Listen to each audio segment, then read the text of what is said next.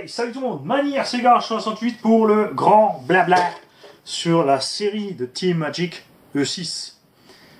Au tout début, il y a eu le Trooper 1, donc il s'appelait juste Trooper derrière E6, puisque toute la série de Team Magic E6 sont des Troopers, ils ont juste laissé tomber le Trooper en fait. C'est écrit dessus d'ailleurs 4VD Trooper. Parce que beaucoup m'ont dit ah non mais je veux pas un E6, je veux pas un Trooper, je veux le E6. C'est exactement la même chose. Le Trooper, le tout premier qui est sorti, était un moteur à charbon, un Titan, enfin pas un Titan mais un 775, donc comme le Summit, en 4S LiPo, pas de diff central, pas de slipper, donc avec le moteur brochette vous en doutez bien sûr pas de problème, et des roues de la taille, tout simplement des roues du Emax, puisque il était aussi aligné relativement, il était à peine plus long avec l'Anthrax. Pas de béquet, pas de roulette. Donc pas cher, puisqu'on les trouve à 300-320 € RTR. La version brushless était à 450 RTR avec un vrai combo, un combo Hobby-Wing Xeron 150 6S 2200 kV. Donc un super combo. Ils ont renforcé les tourelles et 2-3 pièces. Et c'était la seule différence. Il y avait aussi, ils ont rajouté une roulette sur la version brushless. Et il y avait ce que moi j'adorais, c'est la version kit, puisque le châssis en kit à poil coûtait 250 €, avec toutes les pièces renforcées, la roulette, etc., etc. Ils ont ensuite fait le Trooper 2, qui a la même carrosserie que le 1, parce que le 1 avait cette carrosserie-là avec du blanc et noir, qui était distribué chez nous par Robitronic et Graupner.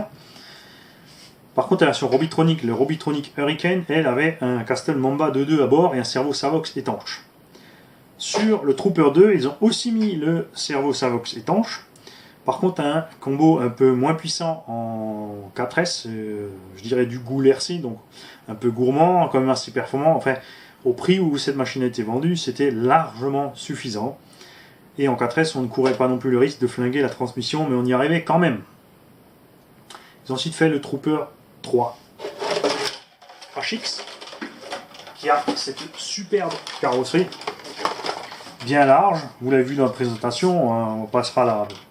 Le super passage sur les protections de carrosserie, très bien pensé. Le fait que la carrosserie est ancrée sur les côtés pour qu'elle soit elle-même une cage à elle toute seule et qu'elle ne craque pas systématiquement. À partir du 2, ils ont rajouté un support de béquet monstrueux et une roulette arrière monstrueuse qui est, pour moi, qui a la palme des roulettes arrière réglables avec la roulette du X-Max. Ces deux roulettes, c'est les meilleures du marché. Vous pouvez faire comme vous voulez, il n'y a pas mieux. Et, grande nouveauté, une boîte de vitesse que l'on peut ouvrir par le dessous.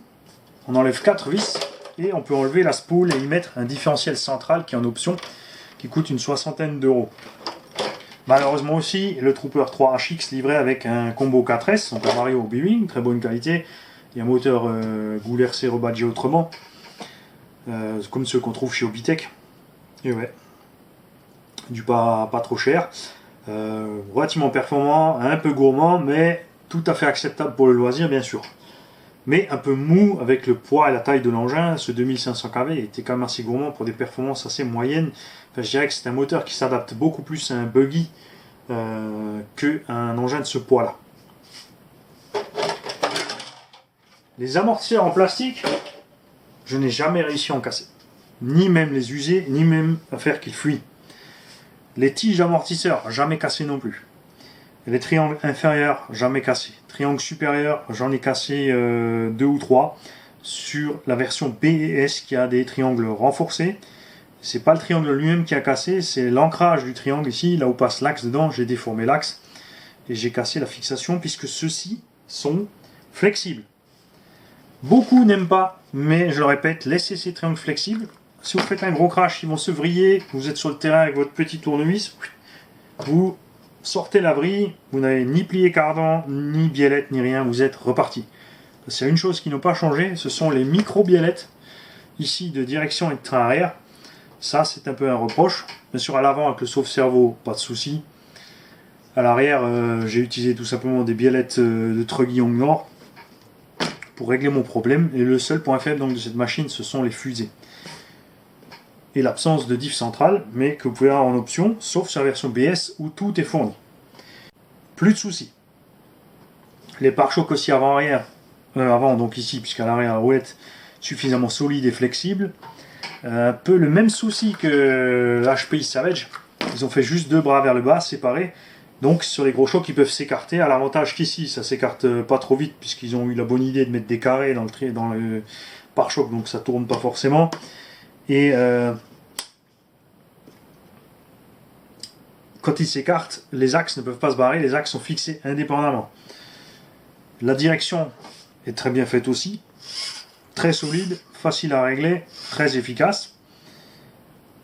La boîte radio des premiers Troopers était ici. En fait, ça y est encore, vous avez toujours le carter ici où il y a écrit récepteur. Ils ont ensuite fait cette boîte ici totalement étanche. Là aussi, c'est la boîte étanche qu'il faut avoir en RC. Pas un constructeur ne fait une boîte étanche pareille. Le récepteur est posé dedans, il y a des petites rallonges qui en sortent, siliconées dans le boîtier, et vous branchez vos éléments sur ces rallonges. Donc quand vous voulez sortir l'électronique, vous enlevez deux vis ici, vous ouvrez vos horizons. D'origine, il y a un petit capot ici, très bien fait, qui amène l'air au variateur. Donc vous enlevez ces quatre vis là, et ces deux là, vous posez votre électronique à côté, vous débranchez bien sûr le moteur. Deux petites vis pour enlever le moteur, le cerveau est parfaitement étanche, donc on peut le laisser dessus pour l'entretien, il n'y a pas de problème. Pour ceux qui n'aiment pas mouiller l'électronique, ben vous enlevez encore le cerveau, en quatre petites vis, c'est réglé. Ce que j'aime moins, c'est le câble du cerveau qui longe ici dans le bas, le bac à batterie. Donc quand vous mettez vos batteries, méfiez-vous, n'explosez pas votre câble. J'aurais bien aimé que ce câble passe dans un petit canal séparé. Mais bon, ils l'ont choisi simple et ça fonctionne très bien. Les batteries, par contre, ne rentrent uniquement dedans ce qui rentre dans un Traxxas et Revo. Si elle est trop longue, vous allez avoir des problèmes pour la glisser dedans, vu qu'ils ont mis la boîte de réception maintenant ici. Mais les Gensace Black Lithium, par exemple, donc ce qui rentre dans le Traxxas rentre parfaitement sans problème là-dedans, et aussi d'ailleurs dans le Yeti XL. J'ai modifié pour ma part les trappes en lipo. Je les ai tout simplement découpées au centre et l'avant et l'arrière pour que les lipos soient aérés. Ça sert à rien qu'elles soient enfermées. C'est une erreur que fait aussi Thunder Tiger dans le MTA. Batterie complètement formée, pas d'air, surchauffe. Ça, c'est sûr. Les roulements utilisés par Team Magic sont d'excellente qualité aussi, donc tout comme au Bao Hong Nor, etc. ou l'Ozi Team Asso, aucun souci, sont vraiment de bonne qualité et bien étanches. La visserie tient relativement bien l'anticorrosion, elle n'est pas tout à fait inox, donc au bout d'un moment ça vient quand même, mais ça reste esthétique. C'est pas la vis qui rouille, mais juste un petit dépôt de rouille sur la surface. Méfiez-vous par contre, ils n'utilisent pas du 4 mm, du 3,5 mm. Alors c'est pas un problème, la plupart des vis en 3,5, si vous avez un problème, si elle foire, vous passez une vis en 4, il n'y a aucun problème. Faites juste gaffe au niveau des amortisseurs, ici ce sont des 3,5, si vous voulez passer en 4, il faudra s'amuser à percer les rotules, c'est tout.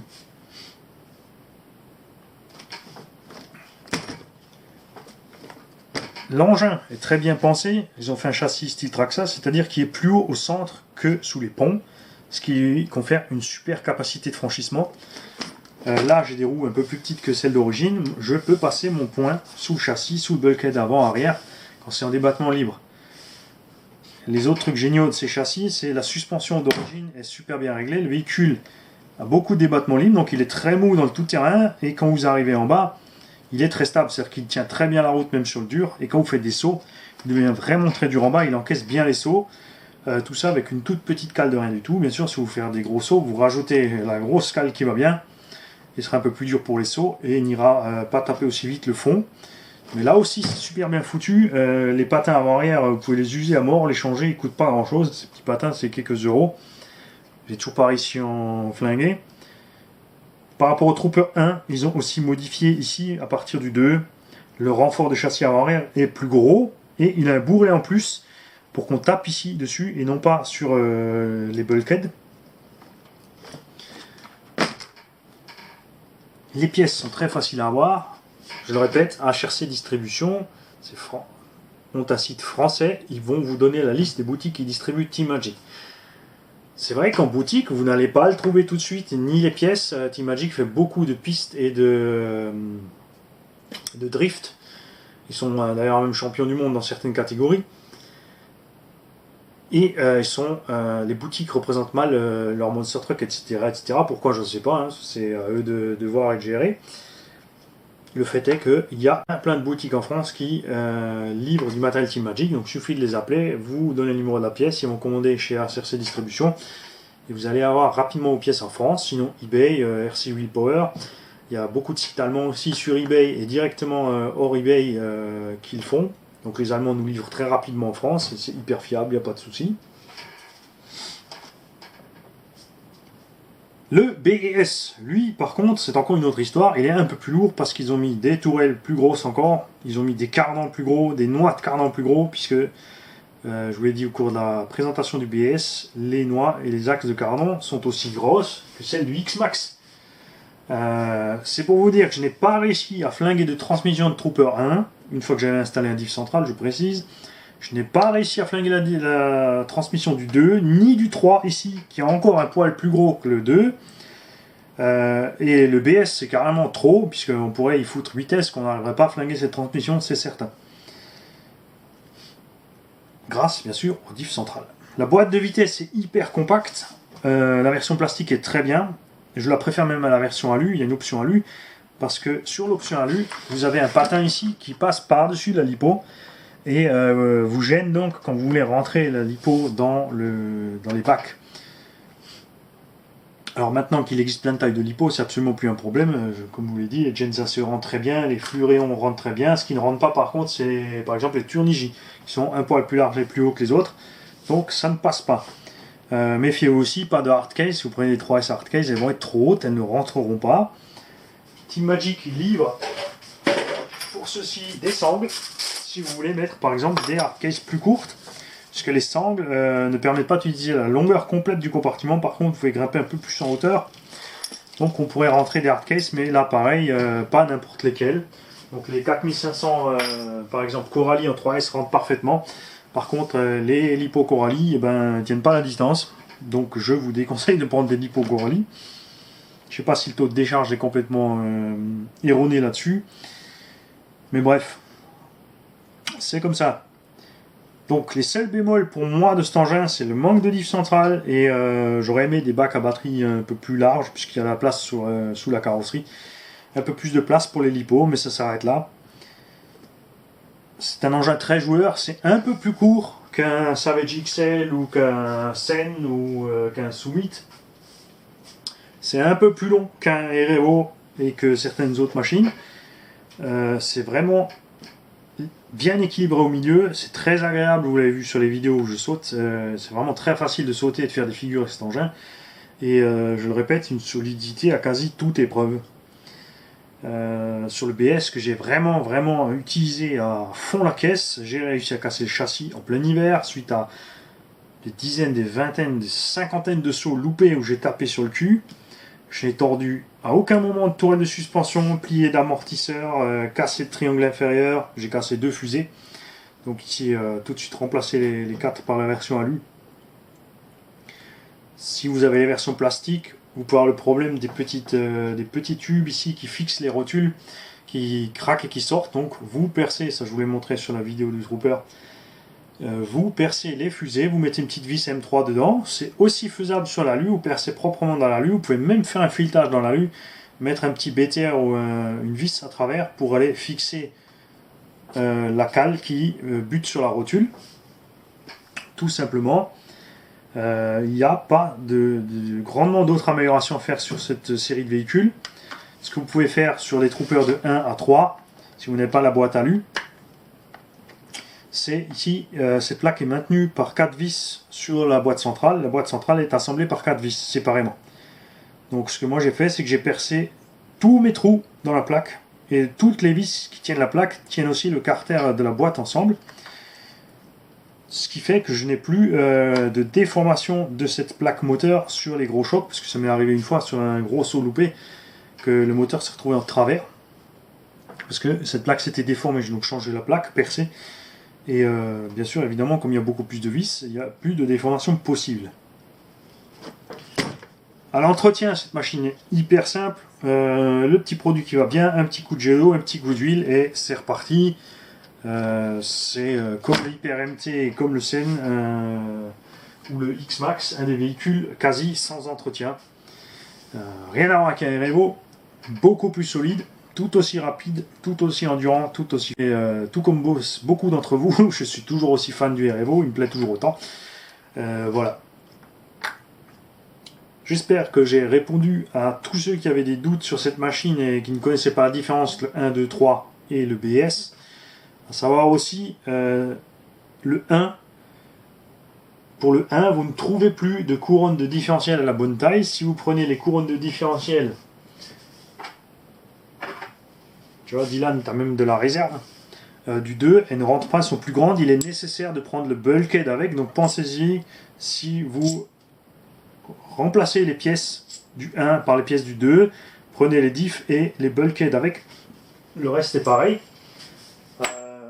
Si vous avez des problèmes avec les cardans du 1, pareil, vous mettez les 4 noix de cardan plus grosses et vous utilisez les 4 cardans plus gros de la série 2 et 3. Il n'y a aucun problème. Sur le Trooper 1, vous pouvez bien sûr tout à fait monter le béquet et la roulette arrière. Vous pouvez aussi monter les bulkheads renforcés, enfin les renforts de bulkhead renforcés. Le châssis du 1 au BS est exactement le même, là pas de souci. La boîte de vitesse du 1 et du 2 donc n'ont pas l'attache rapide pour sortir le diff. À partir du 3, vous avez l'attache rapide. Cette boîte du 3 se monte parfaitement sur le 1 et le 2 sans modification. Et je répète, vous pouvez donc rentrer dans la boîte du 1, du 2, du 3 et du 4 le diff central option tout métal. Absolument, d'ailleurs, je dirais. Pour la carreau, si vous avez une carreau de 1 et 2, ou que, comme moi, vous adorez la carreau du 2, comme elle n'a pas les renforts latéraux qui l'empêchent d'être écrasée, j'ai tout simplement fabriqué un arceau à l'intérieur, ici, que j'ai fixé dedans. Et il se pose ici à l'extérieur, sur l'endroit le plus solide de la fixation de batterie. J'ai aussi mis mes petites barres de toit, ce qui fait que ma carreau ne s'écrase pas et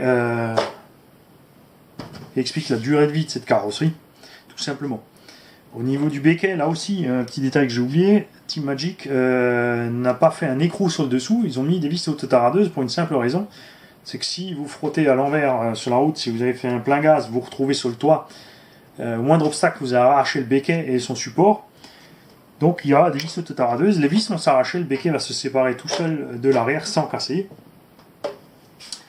Et l'autre chose que je vous conseille de faire, c'est de passer une vis complète en travers ici de la roulette.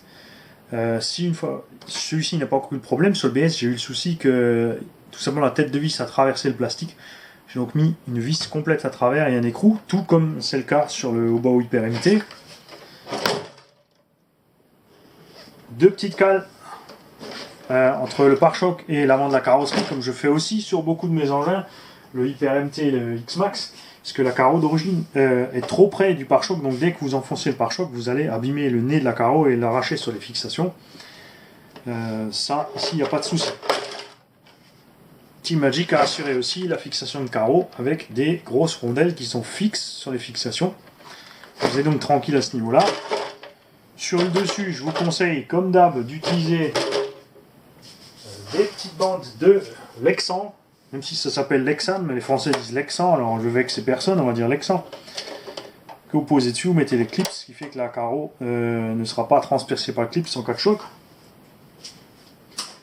Chez Team Magic, vous avez toute une gamme de ressorts de différentes duretés. Si vous en avez envie, bien sûr, l'étagement moteur, vous pouvez le changer comme vous avez envie, la dureté des diffs, etc. Comme d'hab, comme c'est des rotules, vous pouvez régler le carrossage sur tous les trains. Comme vous avez des tirants, vous pouvez régler la chasse sur tous les trains, etc. etc. Vous pouvez aussi changer à l'avant et à l'arrière l'angle de pivot, puisqu'il y a des cales sur les triangles de suspension supérieure. Donc je rappelle ce que c'est l'angle de chasse, c'est l'angle, si vous avez la fixation de la rotule inférieure et de la rotule supérieure, si elle est parallèle, vous avez un angle de chasse de 0, plus, si ça c'est l'avant du véhicule, vous allez coucher, plus vous allez avoir de la chasse positive, ce qui fait que les roues vont revenir d'elles-mêmes à l'accélération dès que vous lâchez la direction plus rapidement droite. Ça influe aussi sur la tenue de route selon le terrain. Plus ou moins de chasse va varier sur la façon dont va se comporter la direction à l'entrée du virage ou à la sortie, c'est-à-dire en appui ou en accélération. Ça va modifier la tenue. selon le véhicule, si vous avez une chasse à 0, vous allez sous-virer à l'entrée du virage, et avec un angle de chasse très prononcé, c'est l'inverse. Le véhicule va être très réactif au moment où vous allez commencer à tourner, et une fois en appui, quand vous allez accélérer, vous allez sous-virer à la sortie du virage, ce qui arrive de toute façon avec la vitesse. Donc ça, ce sont des choses compliquées et sensibles pour les gens qui font de la compète. Nous, en loisir, c'est pas mal. Nous, tout ce qu'on veut, c'est mettre gaz, s'éclater et pas éclater la machine.